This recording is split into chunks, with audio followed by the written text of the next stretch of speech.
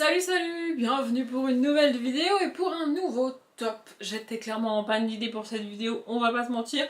Du coup je me suis dit on va faire un top de couleurs. J'ai été comme d'habitude sur Goodreads et la couleur verte c'est la première couleur que j'ai vue en termes de top. Écoutez, voilà, pour l'occasion j'ai essayé de m'habiller en vert même si c'est pas la couleur la plus présente dans ma garde-robe. Pas dans ma bibliothèque évidemment. Bref, et donc j'ai sorti 5 livres aux couvertures vertes. Alors c'est peut-être pas les 5 meilleurs de ma bibliothèque, selon moi, qui ont une couverture verte, mais c'est les 5 que j'ai trouvé qui ont une couverture verte et dont j'avais envie de parler aujourd'hui. Voilà, parce qu'en fait, ils ont pour la plupart un dos vert, ce qui est plus facile d'aller les chercher. Il y en a qui ont par exemple un dos noir ou un dos blanc et une couverture verte, vous voyez. Mais ça, j'ai pas été les chercher. Et aussi et surtout, tous les poches que j'ai retournées là, ça fait très joli dans la bibliothèque. Mais alors pour aller savoir quel livre c'est super chiant. Non mais je vous le dis, c'est super chiant. Les livres mis comme ça là, je sais pas quel livre c'est en fait. Il faut que j'aille les chercher un par un. Et ça me fatigue. Mais je suis contente de la sélection que j'ai faite. Il y en a un, je l'avais en tête au moment où j'ai vu la couleur. C'était sûr que j'allais vous le montrer. Et donc il est en dernier.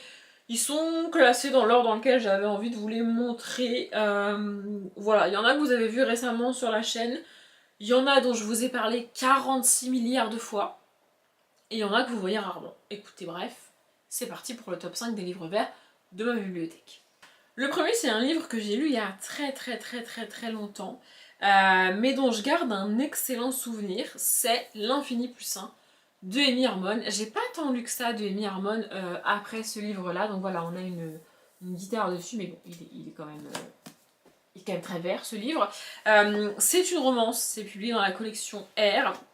C'est quand même un beau bébé, hein. Vraiment le truc est quand même assez épais. Et c'est bizarre parce que j'ai lu le résumé derrière et les résumés a l'air très triste. C'est pas le genre de thématique que j'aime lire aujourd'hui, mais je garde en souvenir cette espèce de road trip dans ce bus.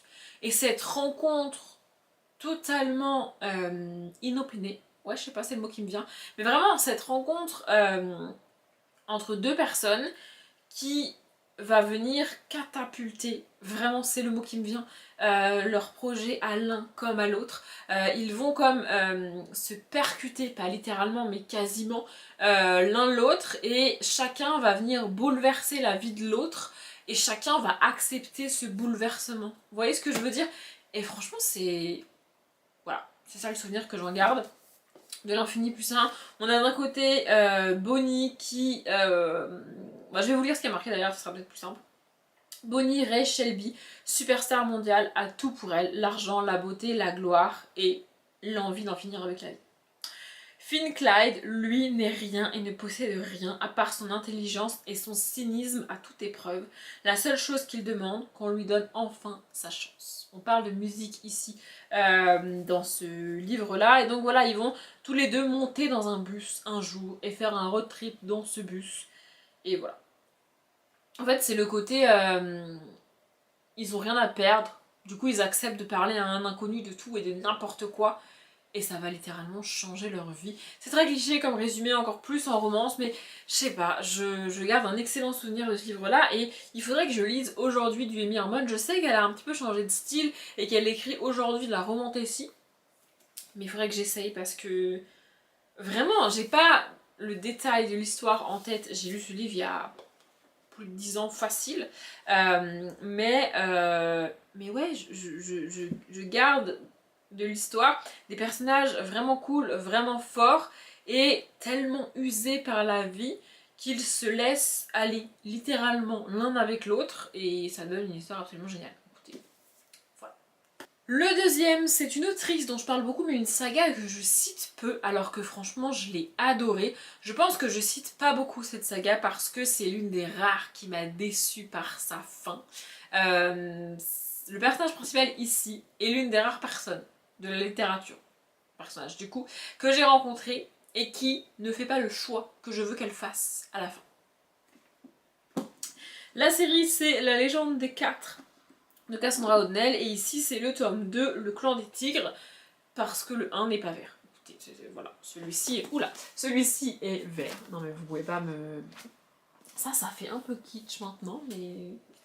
je sais pas, c'est à la fois joli et kitsch, je sais pas trop quoi en penser.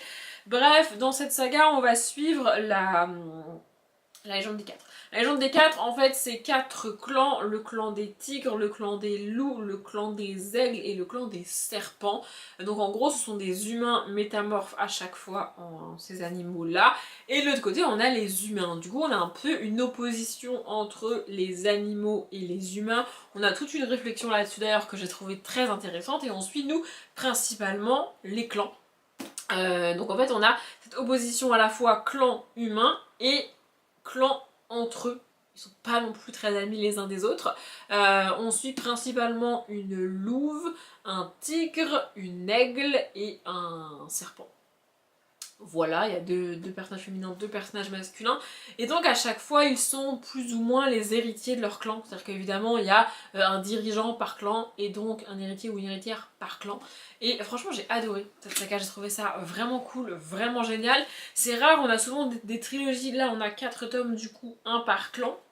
Et donc on change de point de vue à chaque fois. Franchement, j'ai adoré et j'ai trouvé, ouais, franchement, j'ai trouvé ça super cool.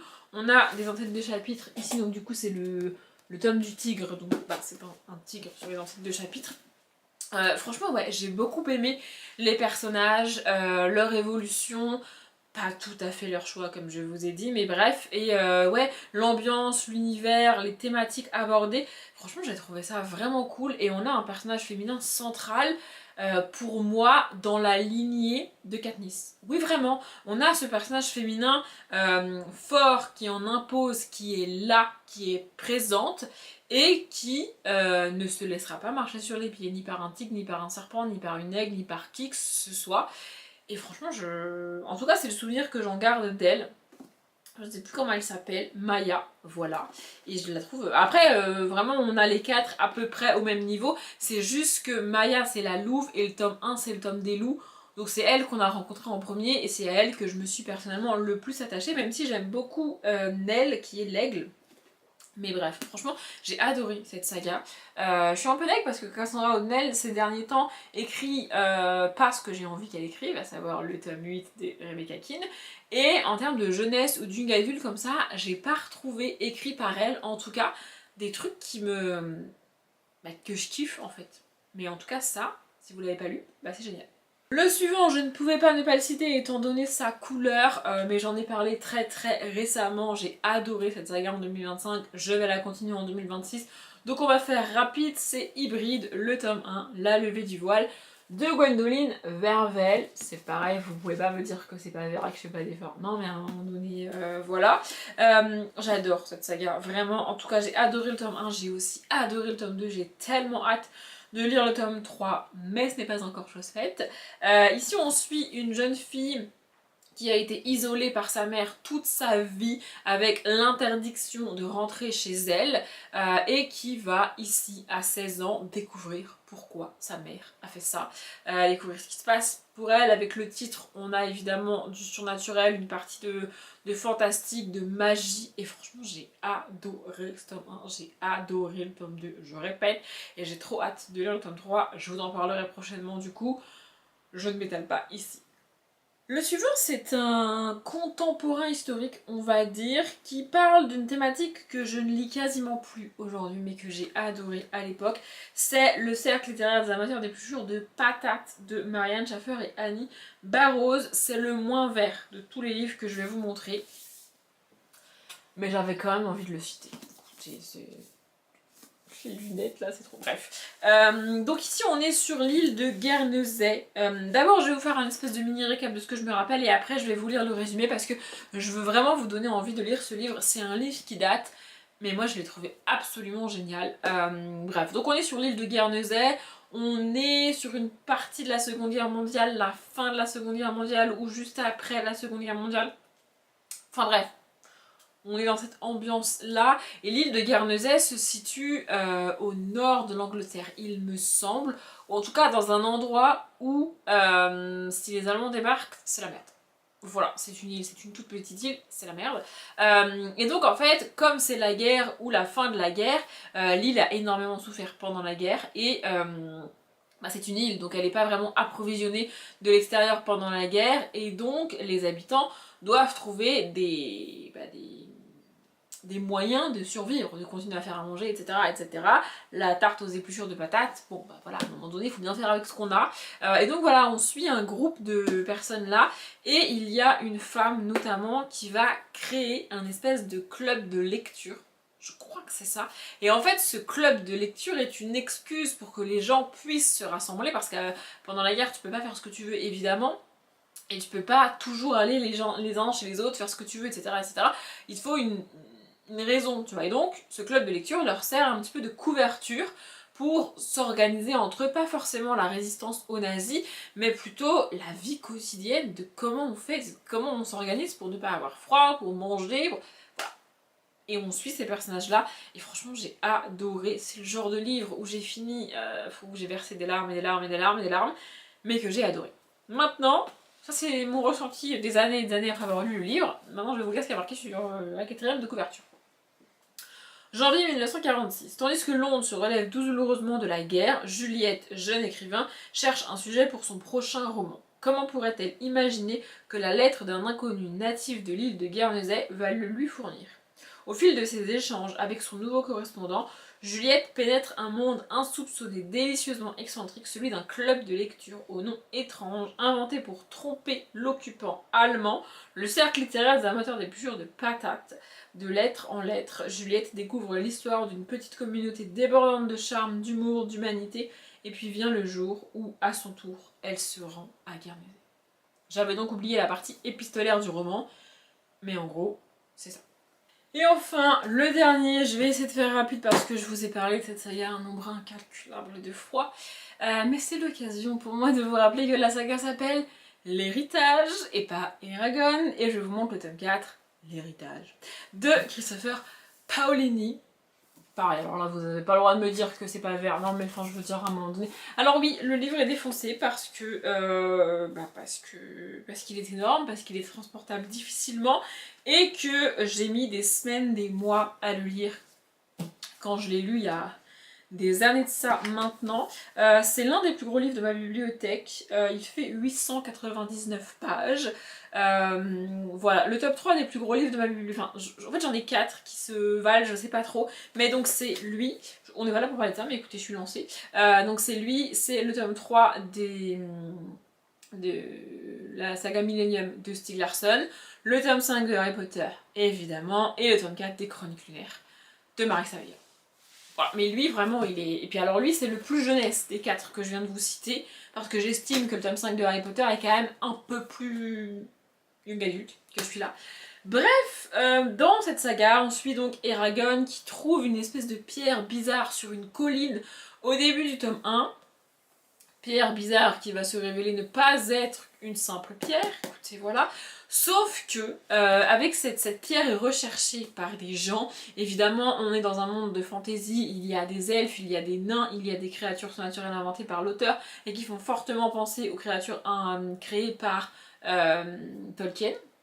Voilà, et il y a de la magie, des mages, des espèces de personnes terrifiantes qui utilisent la magie de manière très très négative et donc qui sont à la recherche de cette pierre. Et quand Eragon récupère cette pierre, il n'a pas conscience de dans quoi il met les pieds, sauf que cette pierre ne va pas rester pierre très longtemps et ça va encore plus le mettre en danger. Et donc ici c'est le tome 4.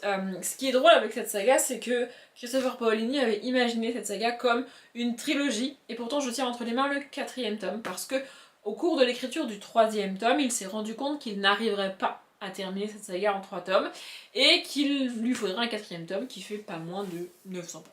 Enfin si, un peu moins. Mais bref, vous avez compris. Vraiment, j'adore cette saga. J'avais relu le tome 1 et commencé la relecture du tome 2 puis je m'étais arrêtée. Peut-être qu'un jour je la relirai réellement en entier. Je sais qu'aussi il y a eu un spin-off décrit par Christopher Paolini. Le plus grand regret avec cet auteur, c'est qu'il n'a jamais vraiment écrit autre chose que des livres dans l'univers de l'héritage. Il a commencé une autre saga avec une sorte de petite cuillère, je sais pas quoi, qu'il n'a jamais continué. Il a écrit le tome 1 d'un spin-off, mais je suis pas sûre qu'on ait eu la suite en français. Enfin, voilà. L'héritage, ça reste sa grande saga qu'il a écrite et il n'a jamais vraiment écrit autre chose. Il était très jeune quand il a écrit ça, comme beaucoup, j'ai l'impression vraiment. Mais ouais, vraiment, si vous avez pas lu cette saga, franchement, qu'est-ce que vous attendez? Non mais à un moment donné, pour moi, c'est l'un des piliers de la littérature jeunesse qu'il faut lire au même titre que Harry Potter. Vraiment. J'ai été interrompue au cours de cette vidéo, du coup je ne sais pas combien de temps elle dure, mais je pense qu'elle est bien assez longue, donc je vais m'arrêter là. Voilà, probablement que dans quelques temps je ferai un autre top 5, peut-être sur une autre couleur, peut-être sur autre chose, je ne sais pas. J'aime bien faire ça, j'aime bien ressortir un petit peu des reliques de ma bibliothèque. Il y en a qui reviennent parce que je peux pas m'en empêcher, mais il y en a dont je vous parle quasiment jamais et je trouve ça cool. Du coup, n'hésitez pas à me donner votre avis en commentaire. Moi, je m'arrête là. Comme d'habitude, je vous souhaite une bonne journée, un bon après-midi, un bon appétit ou une bonne nuit. Et je vous dis à bientôt.